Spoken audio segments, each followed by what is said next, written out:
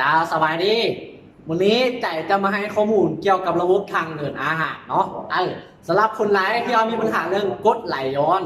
มีปัญหาเรื่องกระเพาะอักเสบและหลายๆคนก็มีปัญหาเรื่องกระเพาะประสาทเนาะสำหรับคนร้ายที่มีปัญหาเรื่องกรดไหลย้อนจะมีอาการอืดท้องแน่นท้องจุกเสียบอืดขึ้นมาคอพี่น้องคือมีอย่างขาคอจะรออยู่เนาะเนี่ยและกระเพาะอักเสบจะมีอาการแสบร้อนบริเวณหน้าอึน้อยหนะลงซองท้องเนาะแล้วเฮ็ดให้ลำไส้เห่าอ่อนแอลำไส้เห่าอ่อนเพลียเฮ็ดให้ระบบขับถ่ายเห่าจะถ่ายยากถ่ายแข็งถ่ายคือก้อนขี้เบ้เนาะและบางคนก็มีแบคทีเรียในลำไส้หลายจะเฮ็ดให้ถ่ายจ้วกเลยเนาะ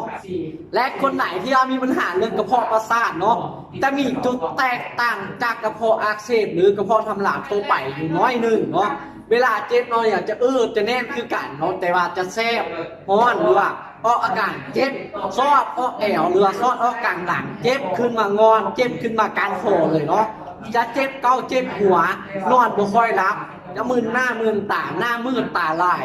เวลาอยากกินข้าวก็เมื่อยสั้นแบบนี้น้อยน่ะตีมือกับลอยแบบนี้เนาะ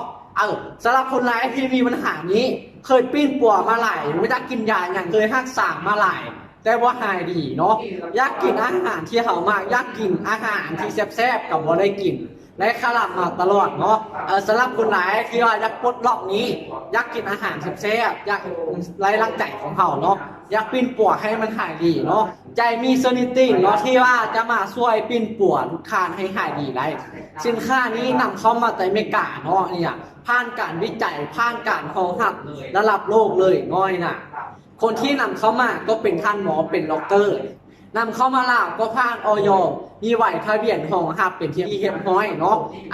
สุดที่ว่าดูแลเรื่องกระเพาะดูแลเรื่องระบบทางเดินอาหารนี้จะมี3กล้องนี้เนาะ